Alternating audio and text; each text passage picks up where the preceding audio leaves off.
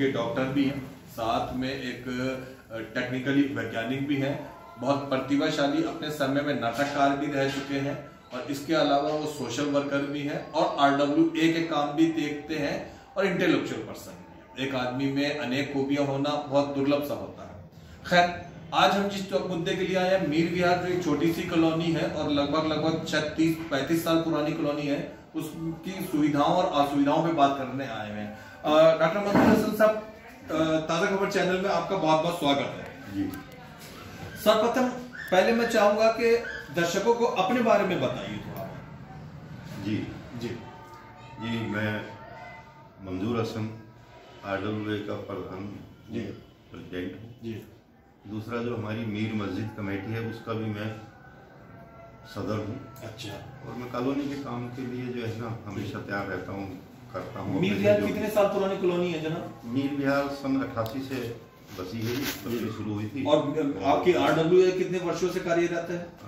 RWA हमारी 94 से जी जी 94 से काम कर रही है। जी जी, बहुत अच्छा, बहुत बढ़िया। इसके अब मीर विहार की तरह समस्याओं पे बात करते हैं तो हमें पता चला है कि यहाँ पर स्ट्रीट लाइट और कुछ गलियों की खराबी की प्रॉब्लम है, उसको उजागर करिए। जी, सही मायने में ये है कि सरकार ने जो ये सुविधा दी है कॉलोनियों को, जी, रोड की, बिजली की, जी, पानी की, जी, जो भी समस्याएं कर रही है हमारी जो केजरीवाल सरकार है, तो इसने जो है ना कॉलोनी के बारे में बहुत अच्छा काम किया है कॉलोनियों के लिए। पहले जो सरकारें थी उन्होंने भी किया था लेकिन नहीं कर पाई। लेकिन अब जो है कुछ गलियां हैं जिसमें स्ट्रीट लाइट वगैरह की कमी है, लेकिन तकरीबन जो है स्ट्रीट लाइट कॉलोनी में है, लगी हुई है। पानी की है कि पानी पीने के लिए लगभग सभी गलियों में पाइपलाइन दबी हुई है और 10, 20, 25%, 30% अभी बाकी है, वो भी जल्दी हो जाएगा। शायद मैं सोचता हूँ कि सरकार तो ध्यान दे रही थी लेकिन बीच में कोरोना की वजह से नहीं कर पाई है। दूसरा यह है कि जो पानी का निकासी का है उससे हमें बड़ी दिक्कत है, निकासी का काम अभी जल्दी नहीं हो पाया है। सीवर लाइन का यह है कि सीवर लाइन का जो है काम अभी होना है काफ़ी तेजी में, लेकिन उसमें भी कोरोना ही अभी जो है सामने आ रहा है। कोरोना की एक जो महामारी है उससे हर आदमी परेशान हुआ है, डॉक्टर भी, जनता भी, गरीब आदमी, अमीर आदमी, ये किसी के लिए सही नहीं रहा और काफ़ी परेशानी उठाई। मजदूर हो, चाहे कोई डॉक्टर हो, चाहे कोई मास्टर हो या कोई पत्रकार हो, मैं तो आपको भी कहूँगा। डॉक्टर साहब, 34 साल हो गए इस कॉलोनी को लगभग बसे हुए और 28 साल तक इस कॉलोनी को लगभग प्रताड़ना ही झेलनी पड़ी, मुसीबतें झेलनी पड़ी, सड़कों का निर्माण नहीं था। 2 साल से हम देख रहे हैं कि यहाँ पे कुछ सड़कें बहुत बन गई है। ये किसके प्रयास से हुई? ये हमने तो कुछ सुना कि इनके उद्घाटन के लिए माननीय मुख्यमंत्री जी भी खुद आए थे आपके प्रयासों से। जी जी जी। दरअसल इतने दिन काम जो डिले हुआ है कॉलोनी का, जी 28 साल डिले हुआ। 28 साल, उसमें सही मायने में तो ये है कि मैंने खुद जी इस कॉलोनी की फाइल जी नीचे से लेकर हर दफ्तर में, हर मंत्री के यहाँ, हर महकमे में मैंने पहुंचाई है। बहुत बढ़िया। लेकिन कुछ कानूनी दाव पेच की वजह से काम नहीं हो पा रहा था। जी जी। कि मैंने कहा कि अगर मान लो जनता के लिए जो है सबसे पहले तो कहीं भी कोई बसा हुआ है, आबादी बसी हुई है, उसके लिए पहले मूलभूत सुविधाएं दें तो कॉलोनी पास होंगी। और कॉलोनी पास जब होंगी जब उसमें मूलभूत सुविधाएं हों। ये कानून 2 तरह के हैं। एक तो बताते हैं कि जिस आबादी में रोड, पानी, बिजली हो उसको हम पास करेंगे जी, और दूसरी तरफ कहते हैं कि उस कॉलोनी को पास करेंगे या उस आबादी को पास करेंगे जिसमें ये काम हो। बिल्कुल सही। और जब काम होगा जब ये पास हो तो बताइए कैसे काम होता। तो दोनों सरकार जो पहले इसमें रही, बीजेपी की सरकार भी और कांग्रेस की सरकार भी, शायद वो इस कानून को किस तरह से वो करा था वो नहीं निकल पाया इस कानून के झमेले से। लेकिन मैं शुक्रिया अदा करता हूँ श्री केजरीवाल जी का, जिन्होंने इन पूरी दिल्ली की, हमारी नहीं पूरी दिल्ली की कॉलोनियों में ये जो कानून था इसके विपरीत जाके या उसको कैसे इन्होंने सेटल किया, मॉडिफाइड करके सेटल करके। हाँ, तो कॉलोनियों का, अनऑथराइज्ड कॉलोनी का काम हुआ। हाँ, हजारों कॉलोनियों का काम करा, पर यहाँ मैंने सुना खुद आए थे। नहीं, हम गए थे, रिक्वेस्ट की हमने जी आपको आना पड़ेगा, उद्घाटन आपके हाथों होगा। उन्होंने हमारी बात को रखा, बहुत माना और बहुत अच्छे से वहाँ हमारी कॉलोनी के जो लोग गए थे, हम हमारे साथ जो गए थे, उनका स्वागत भी किया था उन्होंने और फिर यहाँ खुद आए। अच्छा। और हमसे जो जितना बन पड़ा, जो भी गरीब आदमी गरीब और उनके आने के बाद मैंने शायद सुना शायद 8 महीने के भीतर आपकी सड़कें कंप्लीट हो गई। जी हाँ, सड़कें प्रमुख सड़कें जो आवागमन सड़कें थी, जो काम था जी बहुत। अच्छा, आप आरडब्ल्यू प्रेसिडेंट हैं, तो आपने वो जो गलियां यहाँ अधूरी रह गई हैं, जिसमें वाकई उबड़ खाबड़ होने की वजह से मासूम बच्चों और तो बुजुर्गों को परेशानी झेलनी पड़ती है, आपने अपने आरडब्ल्यू के लेटर पैड पे सरकार का या स्थानीय विधायक का ध्यान उस तरफ क्यों नहीं दिलाया? नहीं, मैं समय समय पर जी लेटर लिखता रहता हूँ और जाके पर्सनल मिलता भी रहता हूँ।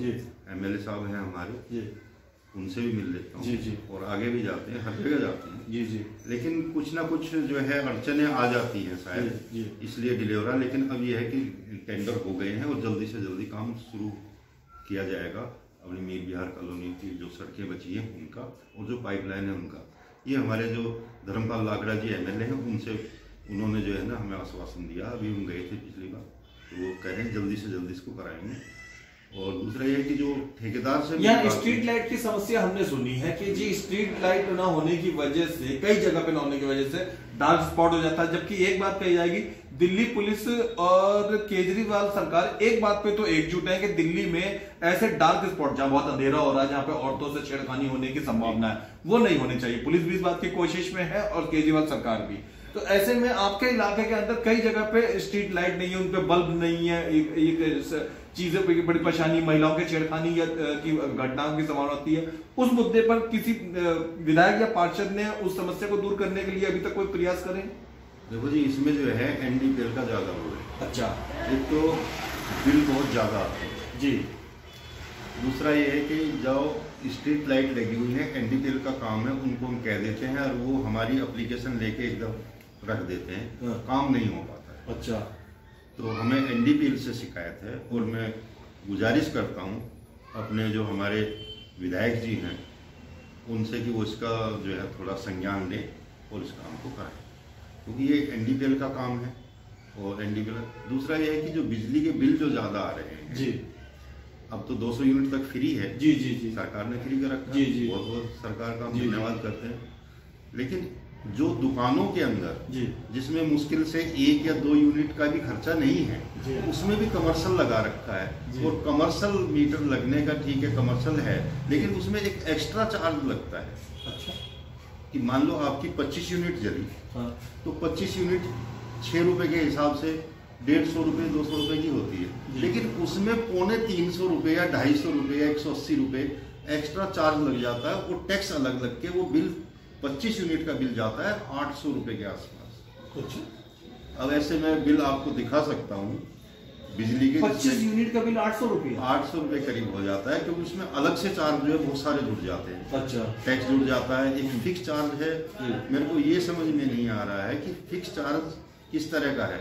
हम टैक्स अलग दे रहे, एनर्जी चार्ज अलग दे रहे हैं, एनडीपीएल का जीएसटी अलग दे रहे हैं, हर चीज अलग दे रहे हैं। फिर ये एक्स्ट्रा चार्ज स्ट्रीट लाइट का है या एनडीपीएल के दफ्तर में जो बल्ब जल रहे हैं उसका हमारे ऊपर थोपती है सरकार।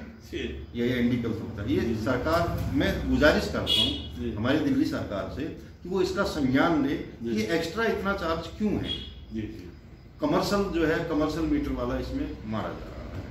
हालांकि 200 यूनिट तक के लिए सरकार ने जो छूट दी है उसका लाभ उठा रही है जनता, दिल्ली की जनता।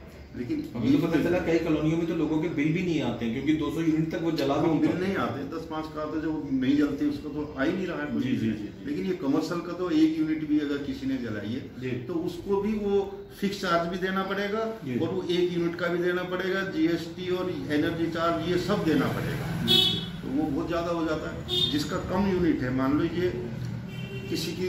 अच्छा, आप आरडब्ल्यूए के प्रेसिडेंट है, हजारों लोगों को मिला के बनाई गई, हजारों लोग यहाँ रहते हैं, वो आपको अपना प्रधान मानते हैं, आरडब्ल्यू प्रेसिडेंट मानते हैं। तो मेल मिलाप के लिए ये आरडब्ल्यूए क्या क्या कार्यक्रम और करती है? साल भर में क्या आप लोग कोई कार्यक्रम करते हैं किसी प्रकार के, होली दिवाली टाइप? 13 ब्लॉक है जी जी। और 13 ब्लॉक में मैंने जो अपनी आरडब्ल्यू है जी, उसमें हर एक ब्लॉक से 5-5 प्रतिनिधि उसमें बना रखे। अच्छा। हर ब्लॉक। तो हमारी जो एसोसिएशन है जी, इसकी काफ़ी बड़े वो है, 60-70 आदमी जो है बहुत बढ़िया इसमें कार्यरत है। जी जी। दूसरा ये हम जैसे 15 अगस्त है, 26 जनवरी है जी, इसका तो प्रोग्राम हम करते ही हैं। और भी हमारी जो कॉलोनी में है कुछ संस्थाएं हैं, जैसे न्यू बिहार एकता मंच